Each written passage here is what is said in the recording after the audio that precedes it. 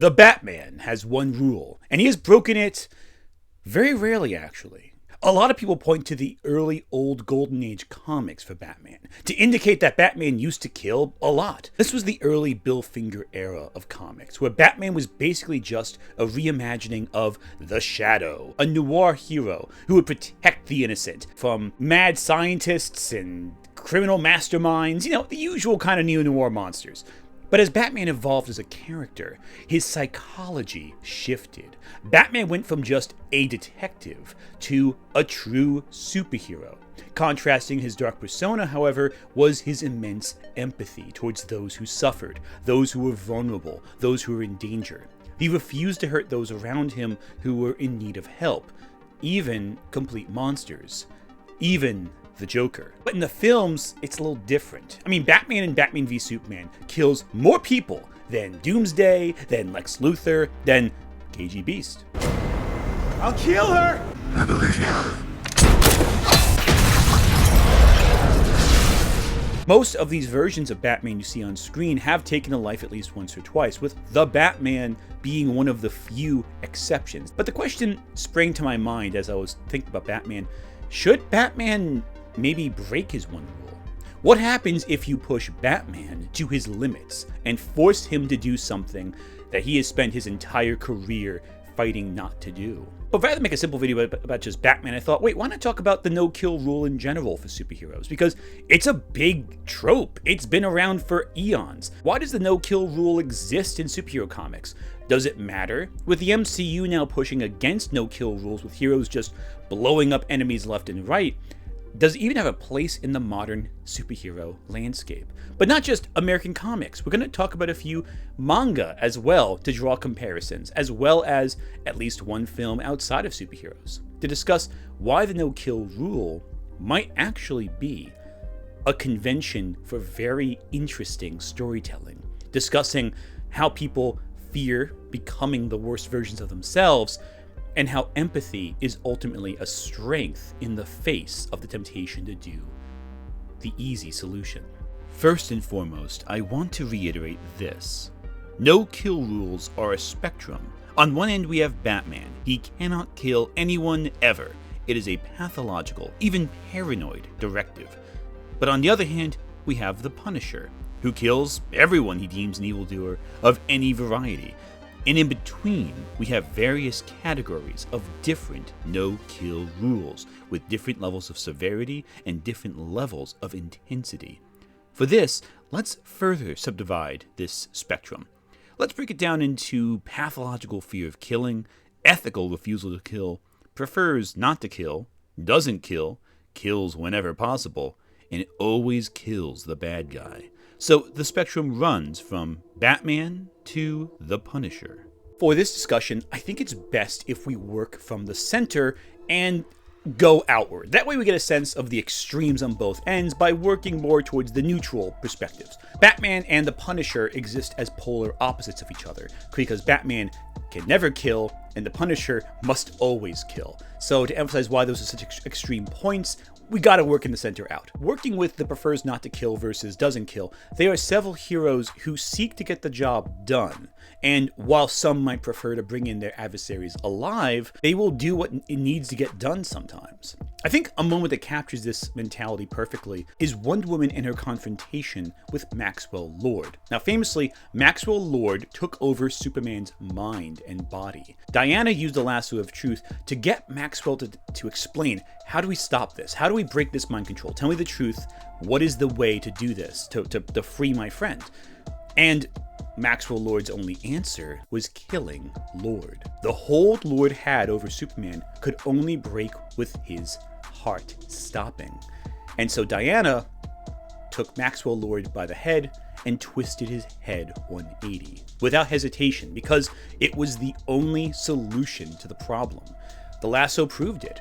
He wasn't lying. As far as he knew, that was the only way to break mind control. Now, could you argue maybe there was another way that he didn't know about? Yeah, sure, of course, maybe. But it presented itself. And so she did what had to get done, regardless of Superman's horror at Wonder Woman taking Maxwell Lord's life so effortlessly. But matters are complicated thanks to Brother Eye. Brother Eye is a rogue surveillance intelligence system created by Bruce Wayne that was controlled at the time by Lord. Upon Lord's death, it launches an initiative known as the King is Dead protocol, which involves broadcasting Wonder Woman killing Lord across all airwaves, minus the context of what led to it. This, along with the events of Identity Crisis, put a huge rift between DC's Trinity that leads into the Infinite Crisis event. This leads to a major point of discussion as well, the PR of a hero killing an enemy. Is it an overreach for someone that powerful to just take the law into their own hands and snuff out a life? Now, Wonder Woman saw it as a necessity to save a friend, but the world doesn't see it that way. And the MCU Iron Man is, well, even more carefree. After publicly announcing he would no longer make weapons of mass destruction for the United States government, Iron Man took matters into his own hands and became a weapon of mass destruction, fighting the war fields to protect the innocent. But then again, so did Captain America. Cap and Iron Man both have similar policies on killing. And while Cap won't kill Winter Soldier because it's his friend, they're very willy-nilly about taking lives. Yes, Cap will sometimes avoid taking lives, like Bartok the Leaper survives Captain America's confrontation with him, but he doesn't really have much of a problem with taking lives if necessary. He's used guns. His shield is definitely a lethal weapon that can hit you with a lot of force. So the MCU has kind of avoided this whole discussion of the no-kill rule. Even Hawkeye, who famously avoids killing, kills in all the MCU films, but in the comics, he is very steadfast in avoiding taking lives. As for the X-Men, they kind of exist throughout the spectrum. Some X-Men like Nightcrawler are more hesitant to kill. Others like Wolverine are very eager to kill. But, it all depends. I think we get to characters who are ethically against killing and characters who prefer putting a final end to their adversaries. The best dichotomy I could think of is Spider-Man and Venom. That really illustrates that divide quite well. Spider-Man has killed. He killed Morlun. He killed the Digger. Even Wilson Fisk and Green Goblin have pushed Spider-Man to a murderous rage. He didn't kill them, but he almost did. He strongly considered it. However, as Doc Ock realizes when he takes over Spidey's body in the Superior Spider-Man storyline, Spider-Man's been pulling his punches a lot. Like, Doc Ock's just a guy. Like, no matter what he does, he is still a human being. And while his fights with Spider-Man causes serious damage to his body, Spider-Man was always holding back a lot so he wouldn't break Doc Ock's body. Contrasting that is Venom. Venom is a lethal protector. An encapsulation of this dynamic between Venom and Spider-Man is the Maximum Carnage storyline, a 14-issue major event where Spider-Man and Venom, along with several other heroes including Cloak and Dagger, Morbius, Captain America, are forced to work together to stop Carnage and his assembled family. Venom immediately feels that Carnage is too dangerous to keep alive and he needs to go. But Spider-Man wants to stop him without resorting to the violence that Carnage seems so eager to commit. The various heroes collected on the team are pushed their limits, with Spider-Man trying to anchor them to some sense of morality. But increasingly, it seems like the only way to stop Carnage and his gang is something more final.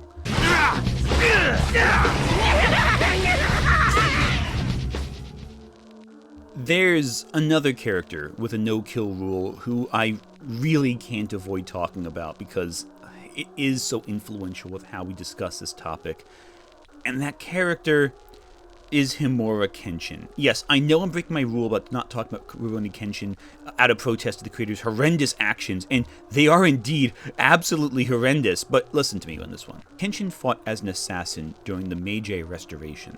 He left countless bodies broken behind him, but the trauma of the experience led him to take an oath to never take another life. His entire fighting style is restructured to end conflict without using lethal force. The main conflict of Rurouni Kenshin is not whether or not Kenshin can win the fights, but can he win the fights without resorting to the violent natures that defined his past.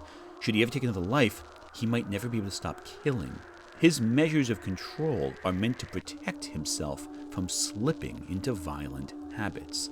something similar happens in the movie Unforgiven. Unforgiven is a deconstruction of the Western. It's a hell of a thing, killing a man. You take away all he's got and all he's ever gonna have. In it, William Money, played by Clint Eastwood, is a retired killer who was brought out of retirement in order to capture the bounty of two men who scarred innocent women. They're brought in by this young kid who's never actually taken a life before. He does find his bounty and he does put a bullet in them. But the trauma of doing so leaves him a shaken husk of a man. Meanwhile, Money returns to the old ways of his youth.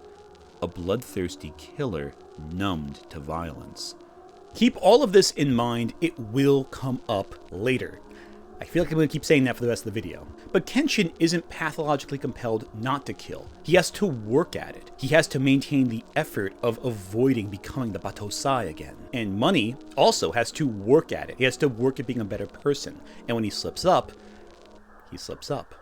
Now, another character who has a no-kill rule that is ethically motivated, not pathologically motivated to not kill, is Superman. Which is interesting because I think Batman and Superman kind of exist as the exemplary examples of heroes who do not kill ever, but Superman's motives are very different than Batman's. Superman sees himself as extremely powerful, and it would be cruel of him to take a life. He believes in the best in humanity and that there's always a better solution than violence. Much like Spider-Man pulling his punches, Superman often has to hold himself back, because if he lets loose one time on the wrong person, a city could be leveled. I feel like I live in a world made of cardboard, always taking constant care not to break something. To break someone. But they are exceptions, like with Darkseid. Now, a lot of people point to Batman shooting Darkseid with like a wild bullet to stop him, but that's just Darkseid's avatar. That was a method to allow Superman to go in for the kill, not the kill itself. A lot of people take this comic out of context and act like this is Batman killing Darkseid for good, and not simply Batman destroying an avatar of Darkseid. I've highlighted the nuanced perspectives, but let's take a look at the extremes. Heroes who can never kill their enemies, and heroes who must kill their enemies. But I left out one other example of this extreme, from a manga, actually, and that's Vash's Stampede from Trigun. Much like Batman, Vash is compelled to never take a life. It's inspired by his mentor Rem, a mother figure in his young life, and he's designed his entire fighting style to avoid taking lives. Considering he uses guns as his primary weapon, this is kind of fascinating. It's almost like an inversion of the Punisher. However, in the original anime, he does take one life, because he has to. The villain Legato Blue Summers has the power to psychically control those around him, and he sets this gang of men out against the people Vash loves. Vash knows the only way to stop Legato is either Legato chooses to stop, or he kills Legato. Again, it's like the Maxwell Lord situation, like with Wonder Woman. However, while with Maxwell Lord, Wonder Woman has no personal regrets over her actions. Vash almost quits. He is driven into a despair unlike any other, knowing that he took another life. He can't handle that blood on his hands. It's a disturbing moment, but it's an effective one. It demonstrates that some people, if they took a life, might just completely shut down. Keep all this in mind, it's very important. But then we get the diametrically opposed characters, the Punisher, Batman. The Punisher sees himself as, well, an instrument of punishment. He, much like Batman, is a victim of crime. Now, Batman's parents were gunned down in Crime Alley, but the Punisher's whole family was lost in the intersection of a gang war. They're both victims of crime, of the criminal underworld, yet they approach their trauma in very different ways. He's in many ways similar to Thomas Wayne of the Flashpoint continuity. Thomas Wayne in the Flashpoint alternate timeline becomes Batman after his son Bruce is shot in Crime Alley. It's an inverse of Batman's origin. However, Thomas Wayne's wife, Martha, loses her mind, becoming that universe's version of the Joker.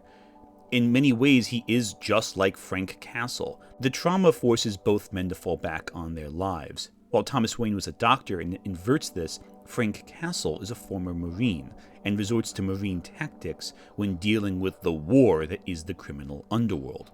Both Thomas and Frank are fully developed men with life experience that lead them down this path. But Bruce faces this tragedy as a young child. It's my opinion that Bruce losing his parents at a young age terrified Bruce into never wanting to take another life, because he would inflict that same pain onto others that he himself felt. It's a pathological fear. Identity of Batman, I want you to imagine it as an inverted pyramid. At the tip is that initial trauma. Everything branches from that. If that breaks, that shutters, well, that's it. That's the end of it. The idea of a Batman without morals or scruples, that's common in DC. Prometheus, in many ways, is the anti-Batman, a boy who watched his criminal parents shot dead by the cops. Owlman and the Batman Who Laughs are similar perspectives on alternate reality Batman who become monsters when they commit a crime. They're driven mad, or they have a cold logic that allows them to apologize for untold massacres. But I don't think any of these capture the really fascinating creative potential with Batman, because these are just the extreme examples, but they're so extreme they lack the nuance of Batman's trauma about his no-kill rule. But before I dive into what could happen with Batman if he broke his one rule, I want to talk about the Doylist reason why Batman doesn't kill. Because right up until now, we've talked about the Watsonian reason. Watsonian refers to the reasons within a text why events happen. Doylist refers to the events outside the text why something happens. When it comes to characters Marvel fans like, the Punisher is never going to kill them, because if he kills them, they can't come back. In John Ostrander's run on the Punisher, Punisher decides to shoot Bullseye's hands rather than kill him, because it would be a fate worse than death for the assassin if he can't do his job, if he's rendered useless, crippled maybe. But that doesn't make sense for Frank Castle. He shoots every other assassin, he shoots crime lords, he massacres entire crime families, but Bullseye just gets bullets in his hands, that's it? That's more in line with something that Venom or Wolverine would pull, or hell, Jason Todd. But the Punisher is about permanent ends to his enemies. There's a reason so few of his villains live to return, and the ones that do come back, like Jigsaw, only return as maimed, grotesque people who have survived the brink of death. Why does Bullseye get this special treatment? Why is he allowed to live after all the crime and horrible things he's done? Even though Punisher and Bullseye have fought multiple times, Bullseye never dies. He always finds a way to come back. So they're just gonna keep getting away from the Punisher, and that makes the Punisher seem kind of ineffectual, doesn't it? Like, yeah, he will kill the people who hired Bullseye, but he won't kill Bullseye? Why not? He has to kill him to get the mob bosses. Why hasn't he done it yet? Kingpin is always one step ahead of him, too. And the reason they have is, you know, sometimes the Kingpin just outclasses the Punisher. The Punisher is just a guy with guns. The Kingpin is a guy who fights Spider-Man. From a power perspective standpoint, Punisher doesn't stand a chance. It's why he won't fight Norman Osborn. The guy can shrug off bullet wounds. He can take a hit. In fact, with the Punisher's first appearance, he was hired by the Jackal to kill Spider-Man. That was his first appearance as a Spider-Man villain. Now, the Jackal used the Punisher to then whip up a crime war between various criminals, including Hammerhead. Now, Hammerhead is basically in Punisher's wheelhouse. He's a mob boss. And the Punisher doesn't kill Jackal, doesn't kill Hammerhead. He just starts a crime war. Doesn't kill Spider-Man for sure. So why does the Punisher never seem to succeed at killing characters who are having massive impact on the greater universe? He always seems just a bit... His bullets never seem to hit quite right when it happens. I mean, there's a storyline where Punisher fights Venom, you know? And Venom is the reasonable one by comparison. And yet, despite the Punisher fighting Venom, seeing Venom as an evildoer, he never kills Venom. Like, what? It's one of those things where if the Punisher fights a noteworthy character, you can just be assured he's not going to actually kill them because he can't kill them. The comics do offer an explanation as to why the Punisher refuses to kill Kingpin, and while it's very pragmatic, it's not very Punisher-like. This comes from the 1989 storyline Kingpin Rules, by the way. During a conflict with the Kingpin, the Punisher realizes that should Kingpin die, the resulting power vacuum would cause a gang war that would kill countless more people. So, rather than start a war that can hurt more people like his family, the Punisher decides that Kingpin is better left alive. But this rationality doesn't really fit with the rest of the Punisher's actions, because, again, the Punisher kills tons of other gang members and leaves tons of other power vacuums in his wake without hesitation. Why would he care about the Kingpin in particular? Why would he stop for Wilson Fisk? in-universe? I mean, the answer is obvious, right? It's because the Kingpin is popular. If Punisher kills Silvermane or Hammerhead, who cares? But if he kills the Kingpin, that's a major Marvel villain. You can't have that. Surely not. As I've been alluding to this whole time, the reason why the Punisher can't kill these villains is because that means they can't come back for another issue later on. Even though everyone comes back from the dead in comics, I mean, Jason Todd's an example of that right there, it might take a while for them to return. When Norman Osborn died in The Amazing Spider-Man, it took a couple decades for him to come back. And nowadays we're spoiled. Like Kamala Khan, she's killed in one Spider-Man book 1 month, and then the next day it's announced she's coming back next month in the X-Men book. There's no suspension of disbelief anymore. We know they're going to come back. The Red Hood can put a bullet in Harvey Dent's head, a bullet in Penguin's head, but they're not dead. They're just in a coma. They'll come back. They're good, because you can't take them off the board. And that's why Batman doesn't kill his villains. That's why Batman can't kill his villains, because if he kills them, they can't come back. And they can't come back next issue, and Batman has some very popular villains, so, you gotta keep them alive. Plus, Batman and DC were under fire for a while. Back in the 50s, they were attacked by the US government for being too violent and corrupting the youth, so you can't kill anyone. That started the Silver Age of comics that led to products like the Batman and Robin TV show with Adam West, where he's very cartoonish, very silly. It took several decades to kind of go back to the dark roots of Batman. But even then, Batman still doesn't kill. But also, Batman believes that criminals shouldn't be killed because they have to have a chance to be rehabilitated. Throughout constant works of media, Batman constantly tries to help the villains he fights. Harvey Dent is a great example of this, a man who Batman sees as lost, who he tries to help time and time again. Bruce. Good old Bruce. Always there. You never give up on me. Which is why when Batman just yeets him off a building in The Dark Knight, despite saving Joker and constantly talking about how he doesn't kill anyone, it feels hypocritical, disappointing, wrong, actually. It's really terrible. Conflate how Batman treats Two-Face in The Dark Knight to how he treats him in the animated series. Bruce Wayne is Batman! That's absurd. I know Bruce Wayne. If he's Batman, I'm the King of England. It's just sickening how little empathy Batman has for Two-Face, this man who's his friend, who he's fought crime with together, who he sees as a broken, traumatized man, but how he treats the Joker in that film with kid gloves by saving him, it just seems hypocritical, doesn't it? And they both fall off a building, but he can save Joker but not Two-Face. It's just wrong. You see, my big issue with Nolan's films, which I've mentioned elsewhere before, is that Batman constantly preaches how he has one rule he can't break. He can't kill anyone. I believe in the justice system. Criminals should be tried to the system. And yet, when Ra's al Ghul is about to fall off a train, he's like, I don't need to save you. Let's plummet him to his death. He allows Talia al Ghul and Bane to get killed by a car crash, by other characters he's working with. He has no problem with that. But it's only when it's the Joker he really cares, or like minor criminals he puts in prison. But like the big bads who have to have some ending to them, he allows them all to die. In fact, of all the villains that Batman faces, the only two he doesn't kill, who are named major villains, or who don't die in their films at least, who go crazy from Scarecrow gas, it's Scarecrow and Joker. That's it. That was the only ones he doesn't kill, basically.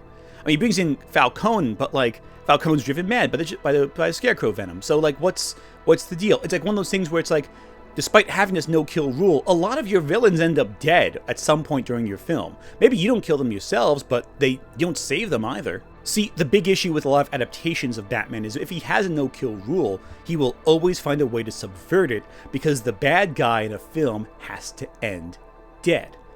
And even then, when they die, he has no lingering guilt from the incident.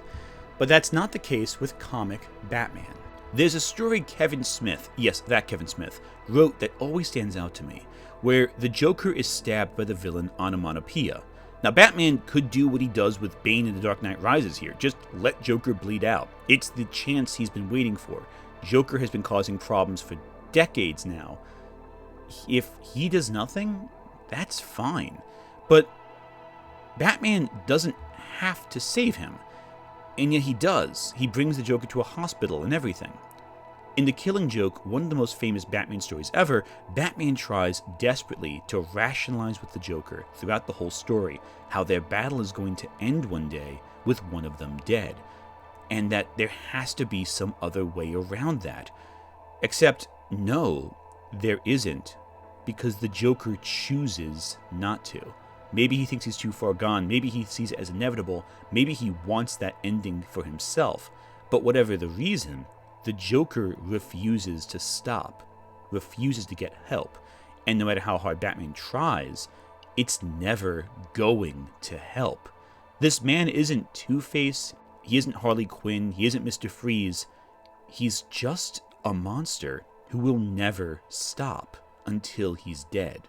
And this event deeply and ethically disturbs Batman. Of course, Batman ultimately does almost let Joker die, famously at the end of the Joker War event. After all of Joker's games, Joker turns Gotham into a total war zone.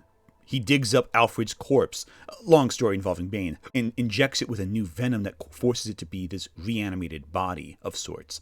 He decides to disfigure Batman once and for all so no one would recognize him as Bruce Wayne, but only as Batman. And what ends up happening is Harley Quinn shoots Joker in the eye. She's the one who says that she's tired of this unending, never-stopping battle between these two men, and so she decides to end it on her terms. She takes 2 bombs the Joker has designed on belts, wraps one around herself and one around the Joker, and runs in the opposite direction. Now, Joker can get rid of the belt, he can disarm it himself, but he refuses to.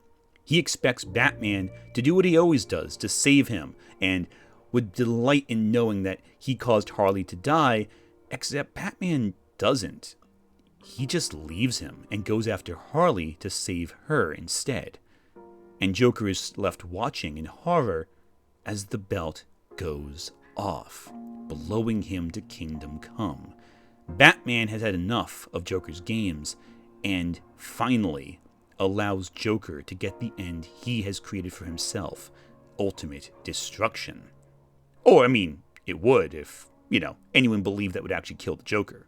Don't worry, Joker's not dead. Hell, in that issue they confirm Joker's not dead. You don't even have the chance to suspend your disbelief for a few issues, saying, oh, maybe they killed him off this time for real, because DC doesn't have the confidence to ever kill off their most popular villain. They just don't. He's never going to die.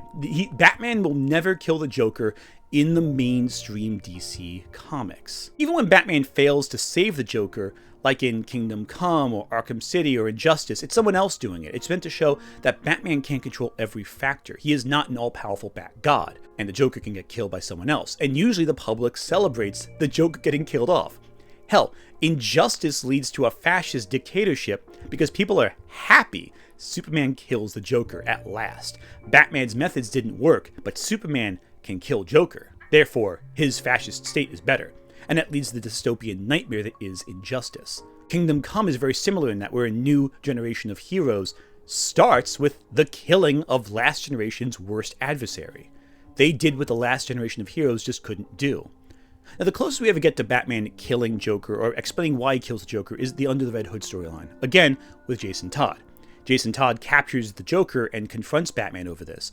The Joker killed Jason Todd, beat him with a crowbar, blew him up, and yet Batman didn't kill the Joker in retaliation. Jason thought maybe if anything could drive Batman to kill the Joker at long last, it would be Jason's death, as a vengeance. But Batman admits it would be too easy for him to kill Joker. He's always wanted to kill Joker, but if he crosses that line, he knows he can never come back. All I've ever wanted to do is kill him. But if I do that, if I allow myself to go down into that place, I'll never come back. Sounds familiar?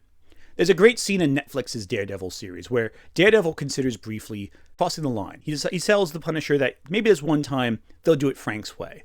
And Frank says, if you cross that line, you're never coming back. It's not something you can just cross back and forth. It's a one-way street. You cross over to my side of the line.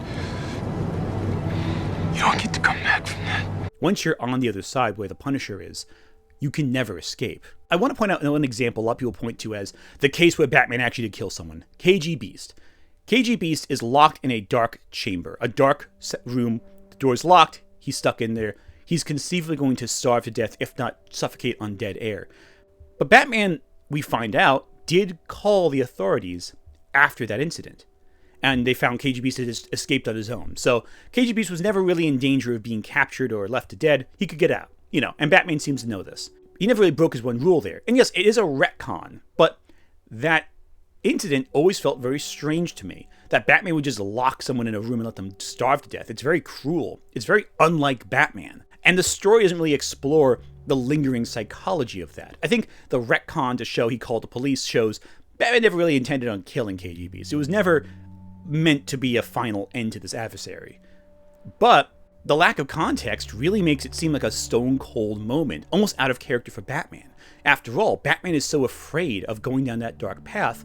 Why would he just skirt with it so easily? I want to talk about one case where Batman does kill quite a lot, does succumb to his dark urges, and I think it leads to a very interesting story. And it's not one intentionally told by the various directors and writers, but it is interesting. And that is the story created from Batman, Batman Returns, Batman Forever, and Batman and Robin, which, whether intentionally or unintentionally, whether as a product of circumstance or a product of intelligence and writing craft, tells a narrative of Batman descending into darkness and pulling back. Now, in that first Batman film, he kills two people. He kills a goon by throwing him down a bell tower, and he ties the Joker's leg to a gargoyle while he's dangling from a rope leading up to a helicopter. He plummets to his death. And in this continuity, Joker is the one who kills Batman's parents, not Joe Chill or anyone else. So he gets revenge. He avenges his parents by killing the Joker. That's a big deal. But it doesn't really stop there, does it?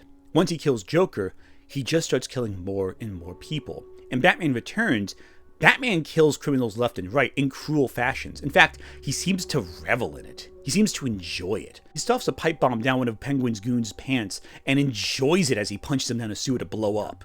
He relishes in turning Penguin's weapons against him and sending him down a toxic waste dump.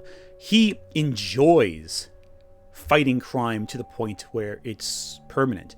But that changes with Selina Kyle. Selina Kyle wants to get revenge on Max Schreck, the character played by Christopher Walken, and Batman watches this self-destructive revenge take place in front of him.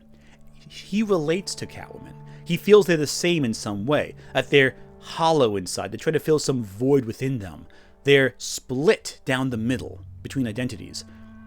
But Batman can't save Catwoman. Catwoman ends the movie by enacting her revenge, almost dying in the process. And her life is destroyed, essentially. All I can think about every second of the day is getting Two-Face. He took my whole life. Come Batman Forever, Batman watches Dick Grayson's parents die. Dick Grayson is left an orphan, and so Batman takes him under his wing as Bruce Wayne, where he tries to mentor Dick and notices that Grayson is driven by the same drive for vengeance that drove Batman to kill the Joker. When I was out there tonight, I imagined it was him that I was fighting, even when I was fighting you. And he has this very interesting moment where he talks about how you can get your revenge, but it doesn't really fill the void. You just want to keep filling it with more and more bodies. And you find out eventually that you're not really any different from the monsters that you are fighting.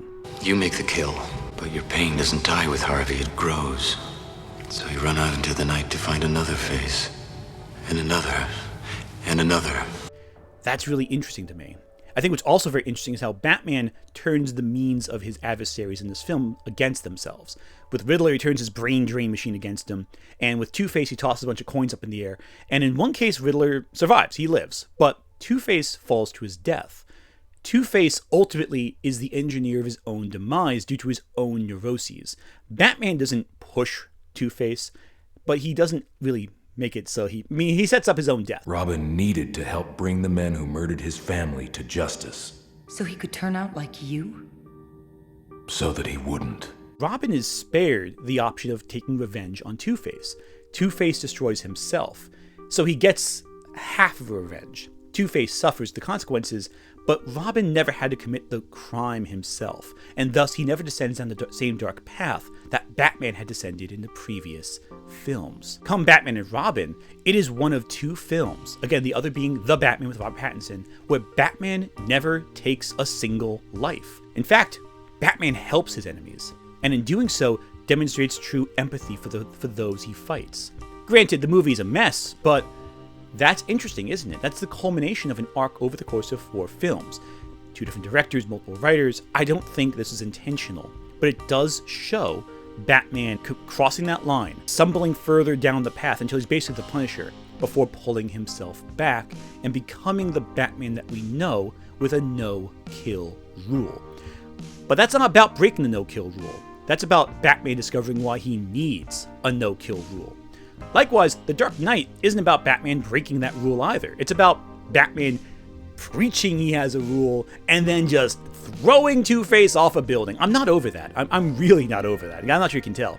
And Zack Snyder's Batman, well... She begged me that when I killed you and make the mistake, I will fucking kill you. That I do it slow. He's worse than anyone else in the film. He just brands criminals so that they can get killed in prison. He unleashes multiple machine gun fire on like random cars. He has no kill rule. In fact, he is worse than the Punisher. He takes down more people than the Punisher does, I think. So what's the purpose here? Batman should break his no-kill rule because it opens the door up to interesting stories. I don't think Batman should willingly kill, though. I think he should be forced into killing.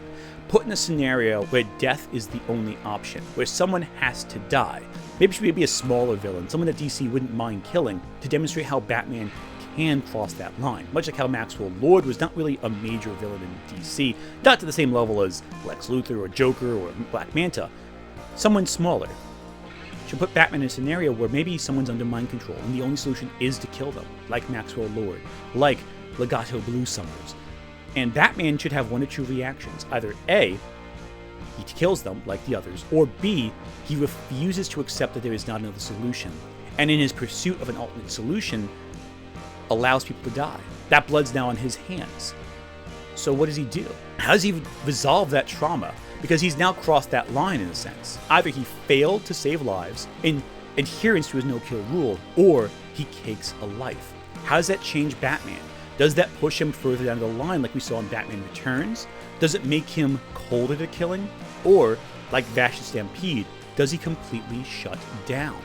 How does the Bat family react? How does the PR of Batman react? Will people even care? Will it be a discussion of society? How society tends to value the lives of criminals far less than those of other people. There's a lot of avenues you can take with that, where you can explore societal discussion. You can discuss the characters of the Bat family and their relationship with death, with lethal force. Jason Todd would probably be fine with it. In fact, Jason Todd would be like, well, you killed him, let's keep doing it. Dick Grayson might recognize Bruce's pain and try to help him through it. Barbara may have her own feelings. Cassandra might have her own feelings. Stephanie Brown, Damian, Tim Drake, who understands that Batman always needs a Robin to balance out the inner darkness within him. There's a lot of ways the characters can relate. And of course, Alfred, you can do a lot with Alfred there. There's so many avenues to explore Batman's psychology if he is pushed, because conflict only matters if you are pushed to the limits of what you can do. If it was easy, it wouldn't be conflict. Now, I was talking to my friend Crimson Ender about this as I was scripting this video, and he said something that I think I want to bring up right now. He felt that if Batman ever took a life, Batman would no longer be Batman.